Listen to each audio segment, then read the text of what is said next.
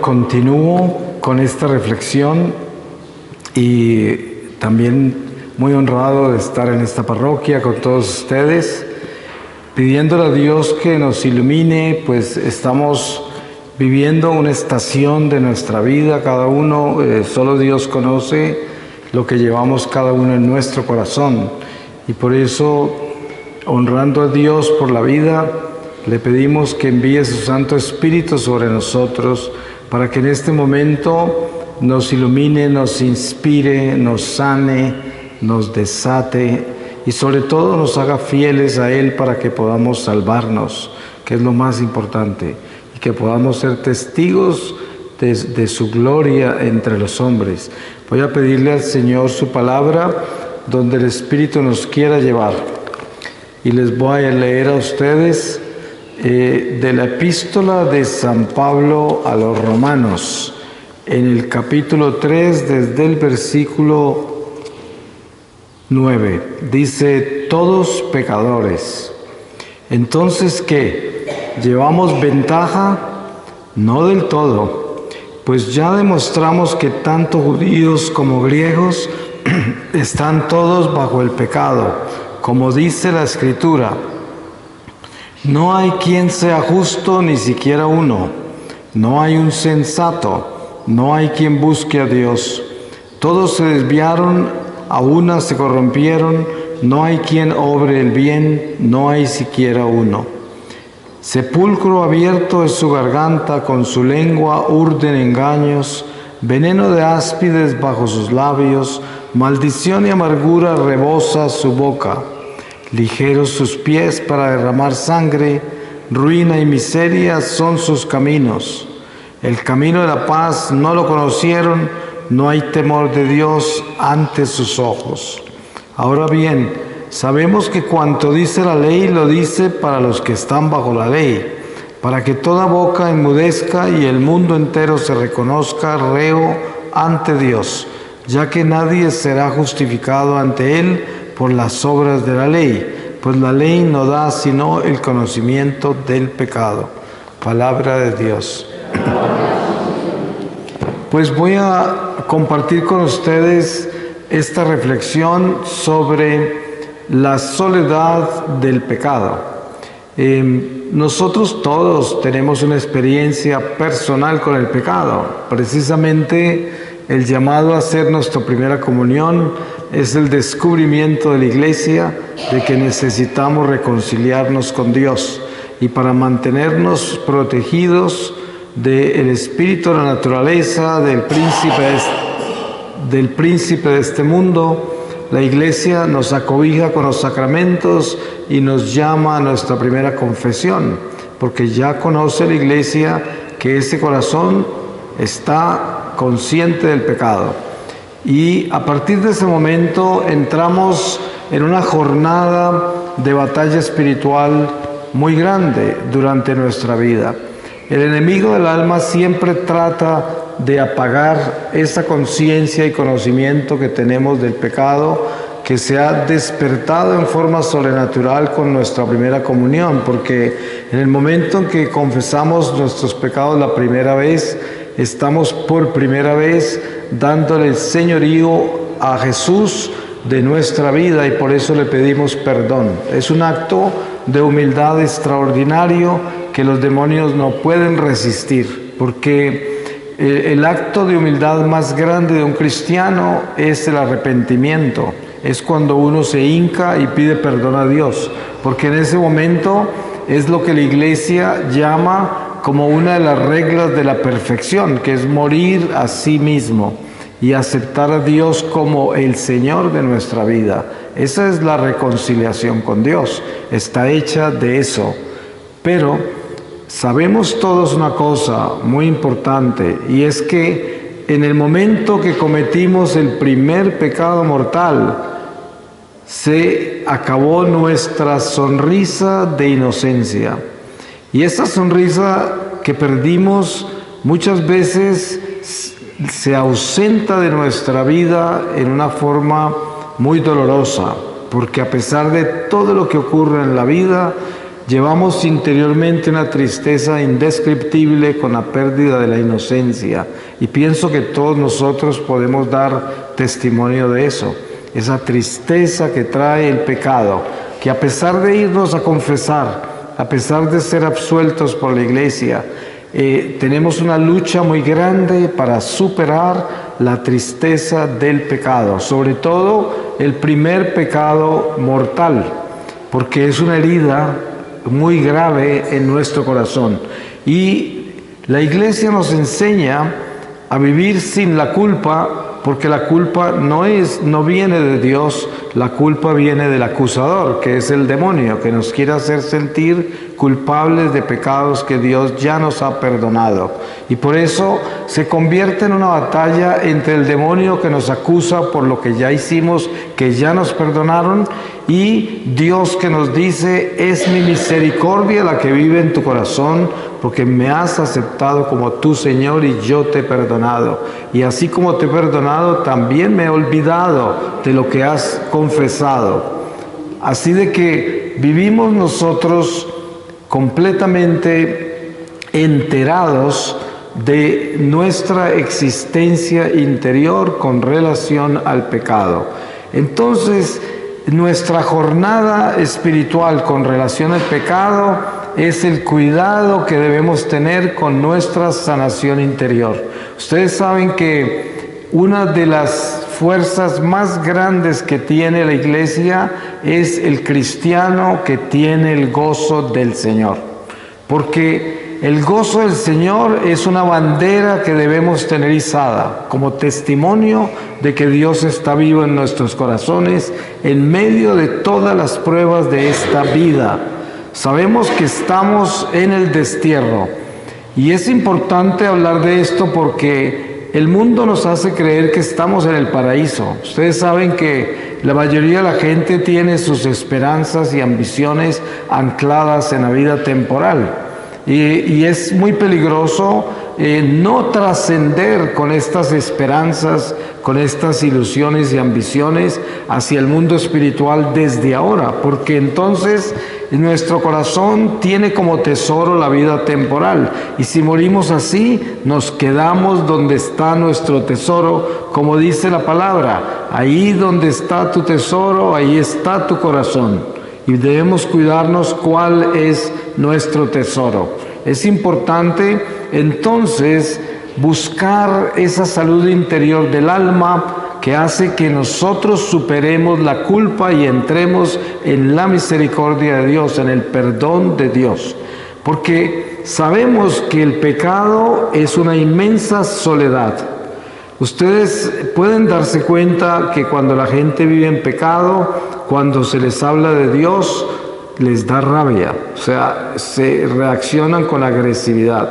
Obviamente que no es un término general, no es todo el mundo, pero es muy común que si una persona anda mal, está en pecado, lleva por dentro un dolor y una soledad y una angustia que no la describe, que no la quiere enfrentar, que no quiere concientizarla, pero la lleva.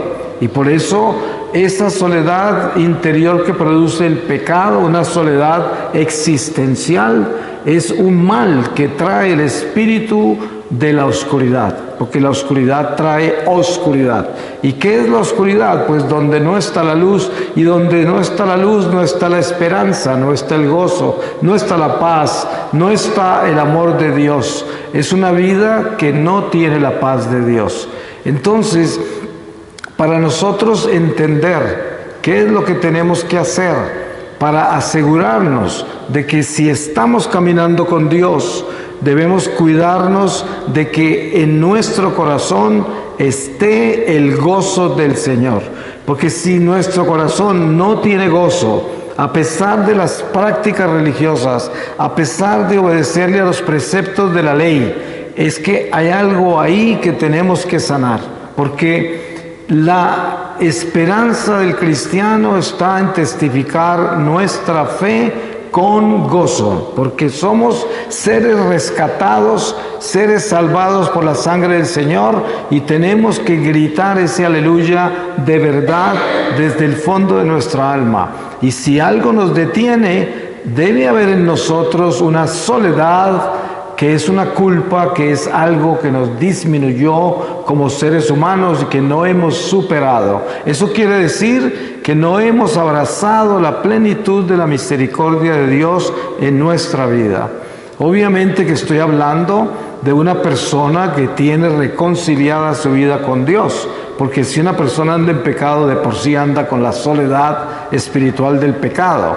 Pero estoy hablando de alguien que se reconcilia y todavía se siente solo. Ustedes seguramente han escuchado personas, o tal vez a ustedes les ha pasado, que alguien se confiesa y dice: no sé por qué no me siento perdonado, no me siento bien, parece como si no me hubiera confesado, tengo como deseos de regresar a confesarme.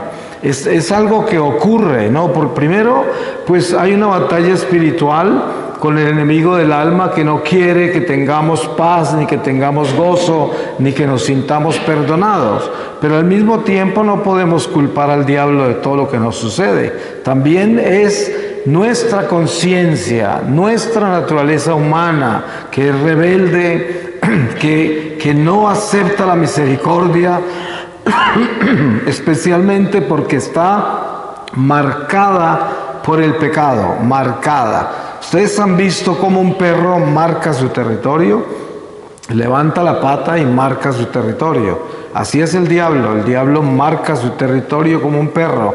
Lo que hace es que nos deja marcados con el pecado que cometemos. Nos confesamos, pero para limpiarnos la marca del diablo tenemos que sanar la memoria del pecado, el efecto del pecado en nuestra vida y liberarnos de todo eso que el diablo marcó en nosotros. ¿Y cómo se logra eso? Eso se logra teniendo la conciencia clara de que Dios nos ama y nos perdona de verdad, de verdad.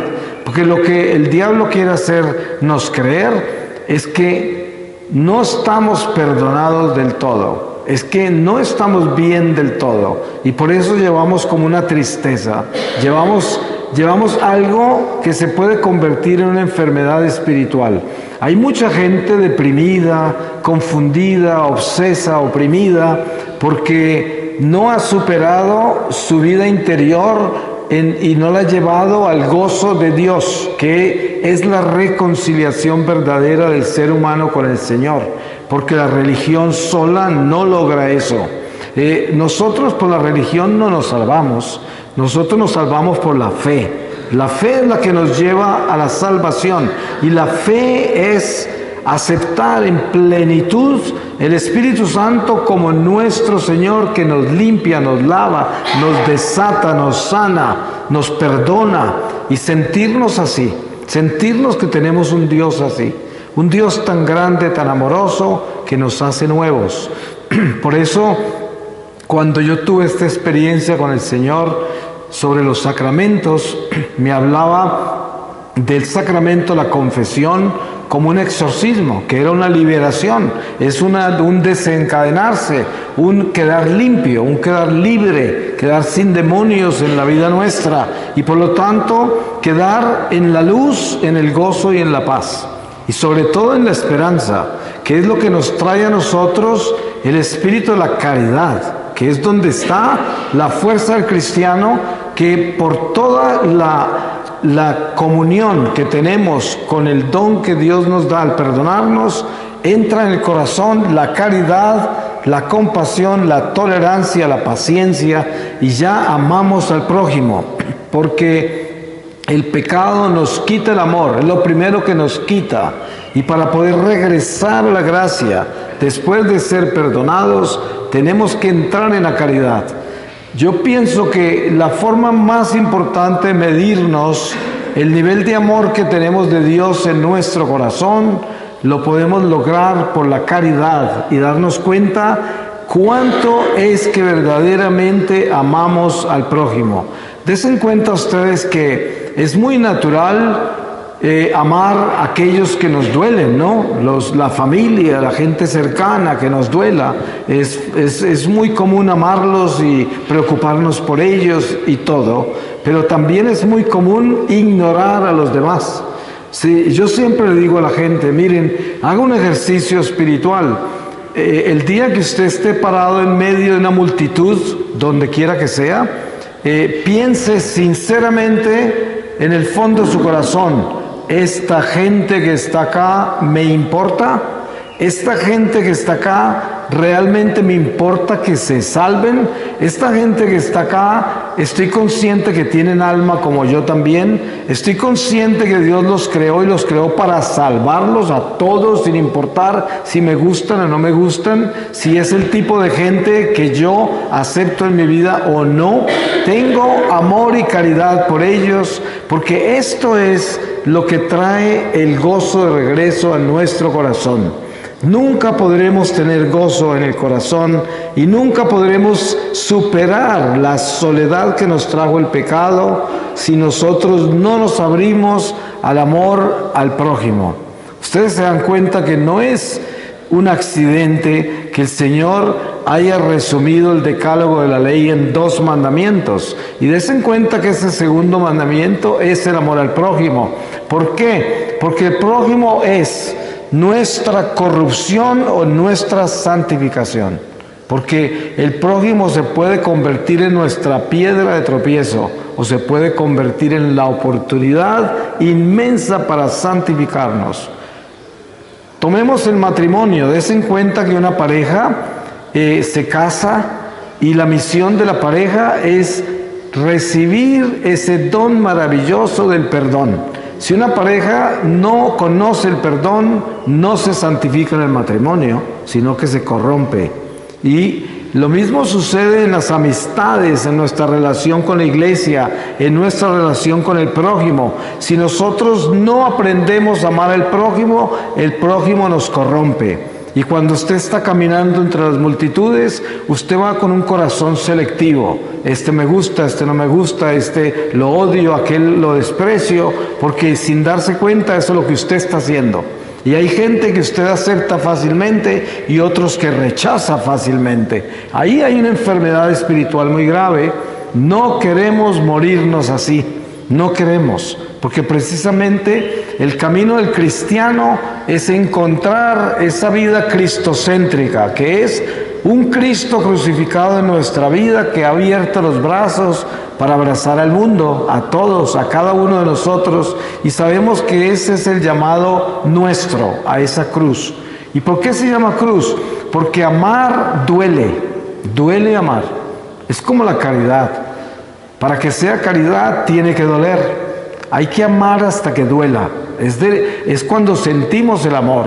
Ustedes saben lo difícil que es amar al que nos hace daño. Lo difícil que es amar al que no nos ama. Lo difícil que es amar al que nos ignora.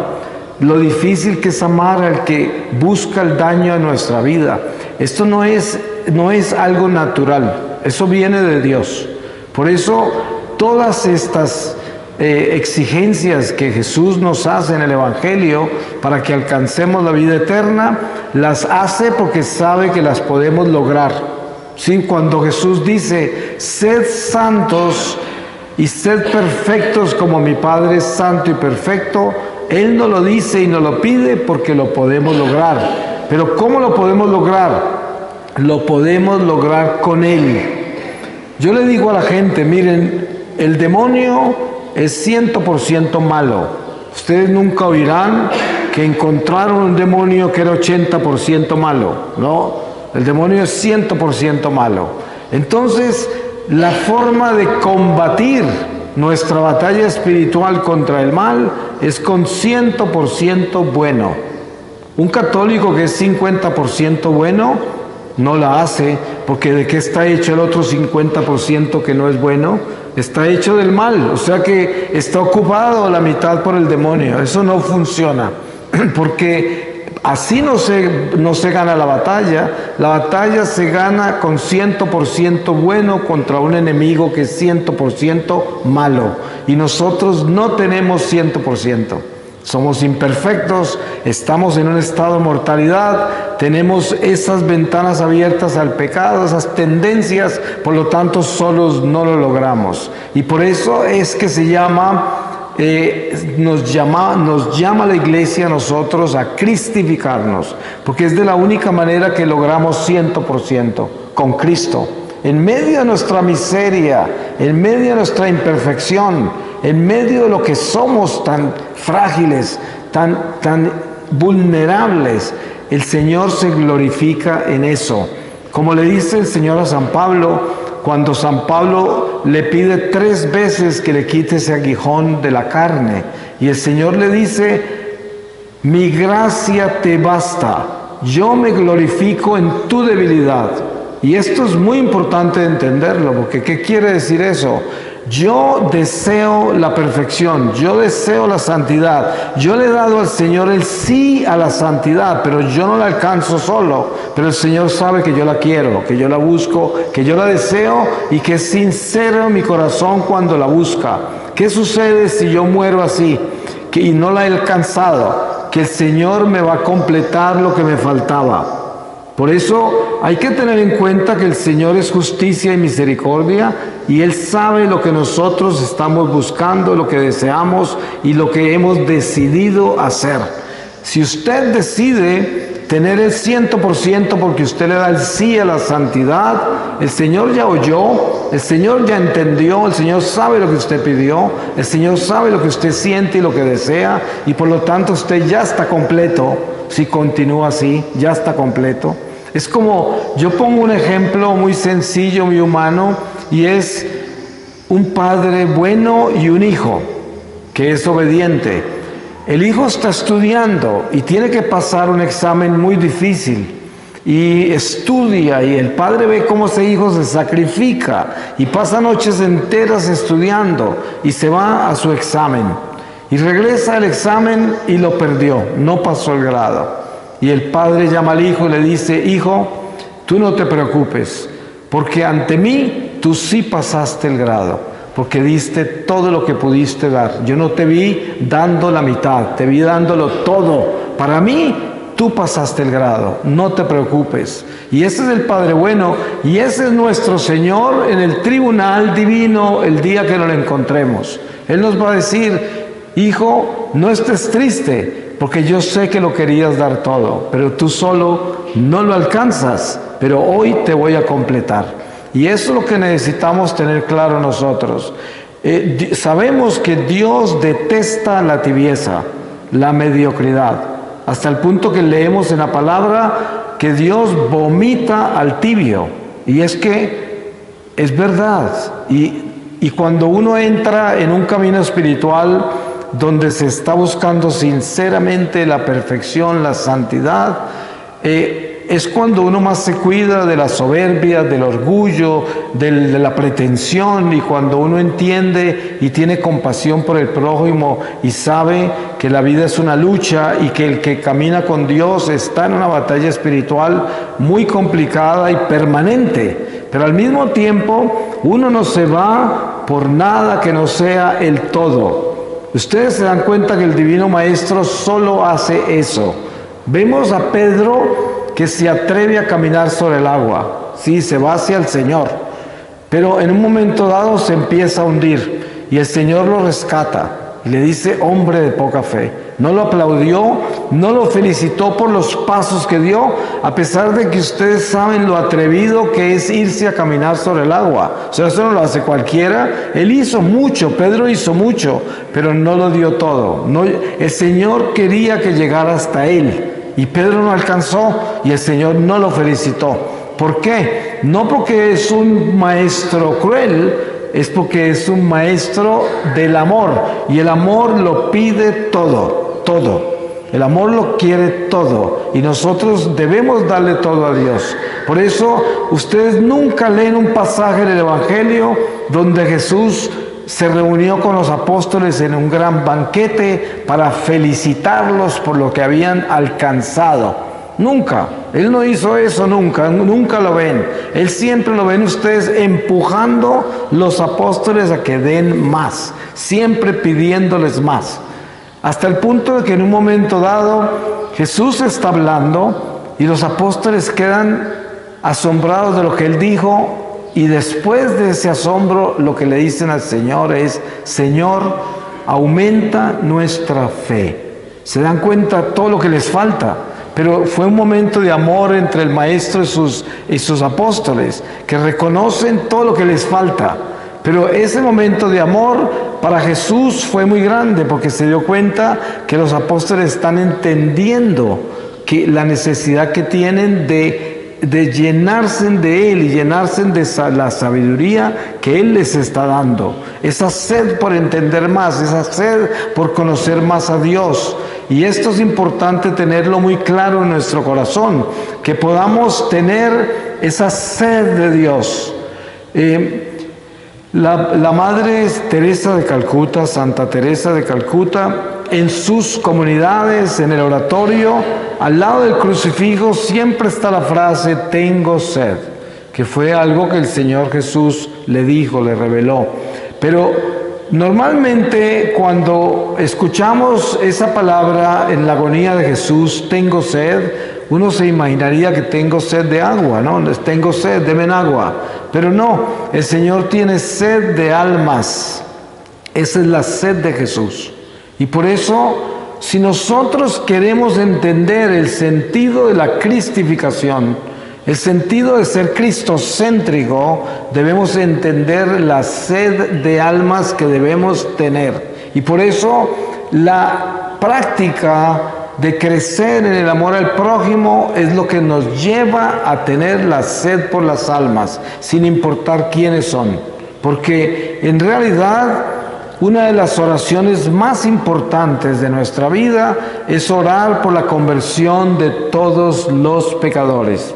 Ustedes se dan cuenta que esta es una práctica religiosa común. La gente reza un rosario a veces a toda velocidad en una iglesia antes de la misa. Y todos dicen, ay, te pido por mi madre que está enferma y esto y lo otro. Y de pronto a toda velocidad dice, y por la conversión de todos los pecadores. No, como no es algo que sea central en el corazón. No es algo que sea la prioridad, no es algo que sea la bandera de la oración, sino algo que hay que decir, porque es una práctica religiosa, es algo que hemos aprendido, pero precisamente ya que tenemos esa práctica, pues vamos a ponerle espíritu y corazón a esa práctica, y es a darnos cuenta que es importante orar por la conversión de todos los pecadores, que es importante nosotros sentir la necesidad de que todos nos salvemos, todos, que nadie se condene, que nadie se pierda. Por eso el ángel en Fátima le enseña a los pastorcitos a rezar, y ustedes se dan cuenta en esas oraciones cómo trae el Espíritu Santo esas palabras que envuelven toda la humanidad, en palabras sencillas, oraciones sencillas, pero nos están enseñando ese amor al prójimo. ¿Y por qué? Porque hay una gran soledad en la humanidad. En unos que sin conocer a Dios no pueden describir la soledad que llevan interior, porque nunca han tenido compañía, porque son huérfanos, no conocen a Dios. En otros, como nosotros que conocemos a Dios y que Dios se nos ha manifestado en el tiempo, llamándonos y escogiéndonos para ser sus hijos de la iglesia, la soledad es todavía más grave, porque conociendo a Dios no entendemos por qué nos sentimos solos. No entendemos por qué hay esos vacíos dentro de nosotros. Y la realidad es que algo no está bien en nosotros. ¿Y qué es eso? Que nos falta el amor de Dios, a pesar de que estamos con Él, caminando con Él, buscándolo a Él en muchas formas, pero tenemos que revisar bien nuestro corazón, porque la garantía de que estamos completamente sumergidos en ese Espíritu Santo y recibiendo esa agua viva que brota de esa fuente de amor de Jesucristo es el gozo. Debemos tener gozo en el corazón. Un cristiano amargado es un cristiano que no está convertido, muy sencillo, no tiene un corazón convertido. Es verdad que pasaremos por muchas pruebas en esta vida y no todas las veces vamos a estar sonriéndonos y no todas las veces vamos a estar bailando. Hay momentos de sufrimiento y de dolor, hay muchas pruebas, pero lo que debemos acordarnos es esto, y el mejor ejemplo es María en el Calvario. Ustedes saben que la Virgen María pasa por todas las estaciones del Calvario con su Hijo en medio de este caos tan espantoso que es la pasión de su Hijo. Sin embargo, sabemos que la Virgen nunca perdió su paz y nunca perdió su gozo espiritual, porque ella estaba acompañando al Mesías a cumplir con su misión, a cumplirla. Ella no estaba buscando que Él se escapara, que se devolviera, que se escondiera. Ella no estaba buscando cómo rescatarlo del Calvario. No, ella caminó con Él por el Calvario. Eso ya demuestra la paz y el gozo a la voluntad de Dios. Y esto es lo que sucede con la vida nuestra. Si nosotros entendemos lo que es la pasión de Cristo en nuestra vida, caminamos con nuestro sufrimiento, caminamos con nuestras pruebas, sabiendo que estamos haciendo lo que debemos hacer, porque así tiene que ser. Cuando estamos con Dios, ¿no? Porque si caminamos con el diablo, pues el diablo nos pone cargas que no podemos llevar. Pero Dios nunca hace eso. Cuando caminamos con Él, el Señor mismo lo dice: mi yugo es liviano, mis mandamientos son fáciles. Y la gente que no sabe caminar con el yugo de la vida no entiende cómo puede ser fácil el yugo de la vida. ¿Qué es lo que está diciendo el Señor? Pero es muy sencillo. Un esposo fiel no tiene que hacer ningún esfuerzo para serle fiel a la esposa. Ni lo piensa, es fiel y ya. ¿Se imaginan si un esposo le dice a la esposa: no te imaginas la lucha y lo difícil que es serte fiel? ¡Qué horror! ¿No? Ese matrimonio, esa pobre esposa, pero esa fidelidad que es incondicional, donde no hay que hacer ningún esfuerzo para ser fiel, es lo que el Señor dice: mi yugo es liviano, mis mandamientos son fáciles. Cuando nosotros amamos, amamos y es fácil amar incondicionalmente, no cuesta nada. No cuesta nada. Cuando nosotros vivimos esta vida con Dios, llevamos nuestro sufrimiento, nuestras pruebas, todos nuestros trabajos, dificultades y todo lo que tengamos por delante, los llevamos con la frente alta. Y nada nos queda grande, porque sabemos que Dios está con nosotros, y si Él permite esas cosas en nuestra vida, es porque son buenas para nosotros. Y yo he aprendido esto en la forma más dolorosa, porque en medio del sufrimiento y las pruebas que he vivido, y yo no soy el que más pruebas en la vida ha tenido, porque Dios mío, sí que hay sufrimiento en este mundo, pero en medio de las pruebas cada vez he aprendido más a desafiarme a que cuando llega la prueba yo tenga la fortaleza de no dejarme doblar por la prueba, sino que tenga la gracia de crecer con la prueba, de volverme más fuerte con cada prueba, porque esa es la prueba de que pasé la prueba, ¿no? Eso es, cuando yo me vuelvo más fuerte al pasar la prueba, pasé la prueba, porque se trata de que nosotros entendamos que la vida es una escuela de almas y estamos en clase. A veces la gente me consulta cosas de la vida y yo les digo, primero que todo, para empezar esta conversación, tenemos que tener algo claro, y es que estamos en clase. ¿Sabes eso? Estamos en clase. Y el maestro es el que nos está enseñando. Cuando no parece que Dios estuviera por ahí, cuando no parece que haya ninguna información sobre esta situación tan difícil en la que estoy, ¿cuál es la respuesta? Es el examen, estás en finales, ¿no? Por eso no oyes nada, porque tienes que hacer la tarea, tú tienes que llenar esa página, tú tienes que hacer eso para que puedas pasar el grado. Y eso es lo importante, que nosotros sepamos que la vida es una escuela y que aquí estamos aprendiendo una sola lección, y es la lección del amor de Dios. ¿De qué está hecho el purgatorio? El purgatorio está hecho de todas las ausencias de amor. Y por eso es tan doloroso, porque hay que llenar todos esos espacios de desamor que vivimos en esta vida terrenal, llenarlos con el amor de Dios. Y la conciencia duele, porque en el purgatorio pues no hay un estado físico ya, pero la conciencia es más profunda, más grave que cualquier estado natural. y por eso es tan doloroso el purgatorio. Pero hoy el Señor nos llama a concientizarnos en una forma especial para que entendamos de que la soledad que tenemos interior, a pesar de que estamos caminando con los sacramentos, con la oración, con la obediencia a los preceptos de la ley, es algo en nosotros a lo cual no le hemos dado el sí, el fiat. Todo necesita el fiat, todo lo de Dios. Yo tengo que darle el sí a mi santidad. Yo tengo que decir sí, yo quiero ser santo. El Señor no se impone nunca. El Señor quiere que yo le diga que sí. Eso es lo que Él quiere. Y una vez que le doy el sí a mi santidad, ya tengo al Señor conmigo para la santidad. Una vez que yo le dé el sí para perdonar, tengo al Señor apoyándome porque yo le di el sí al perdón.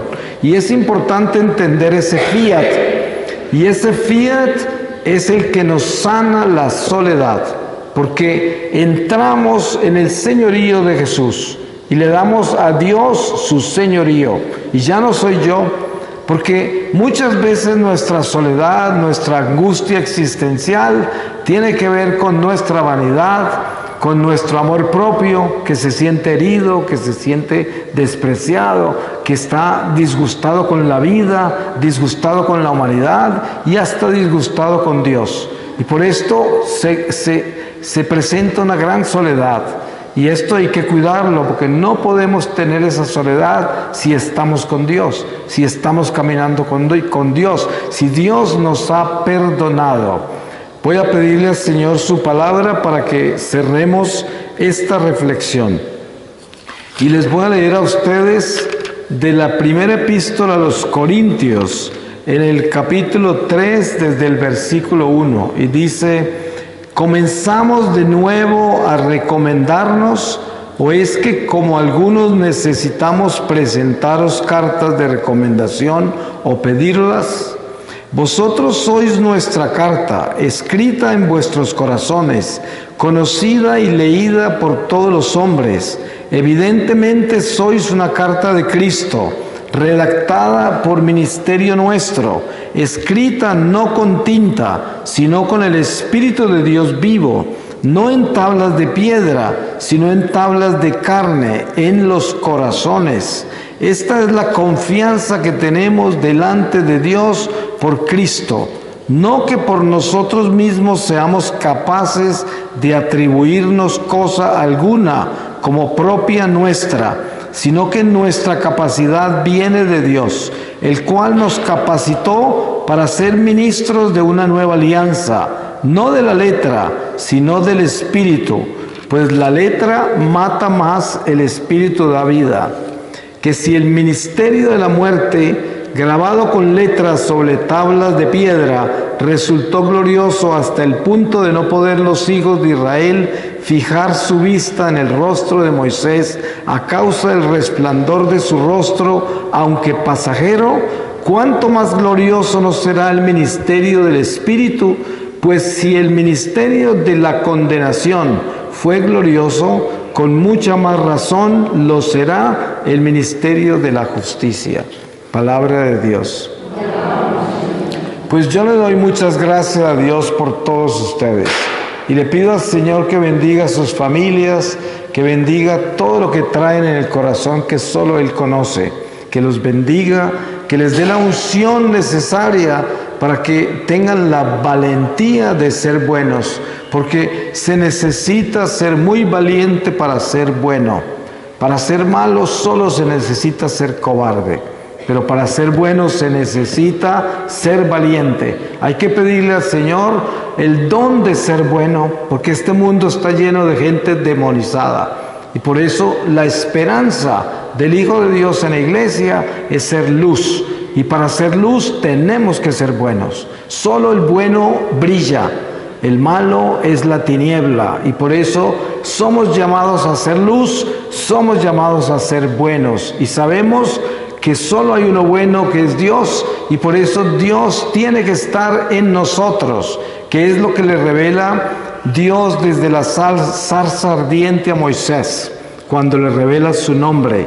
y le dice: mi nombre es Yahvé, yo soy el único que es.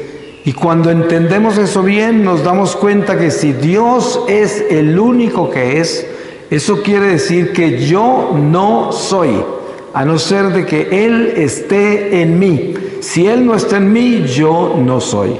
La serpiente le hizo creer a Eva que ella era si comía de esa fruta, porque decía: seréis como Dios. Esa es la caída, esa es la muerte. Por eso hoy tenemos que entender la vida. ¿Y cuál es la vida? Que Dios sea en mí. Como dice San Pablo: ya no soy yo el que vive, sino Cristo el que vive en mí. Y así debemos decir todos nosotros. Eso es ser bueno. Ser bueno es que el bueno de los buenos, de todos los buenos, esté en nosotros. Porque así el bien habitará en nosotros. Amén.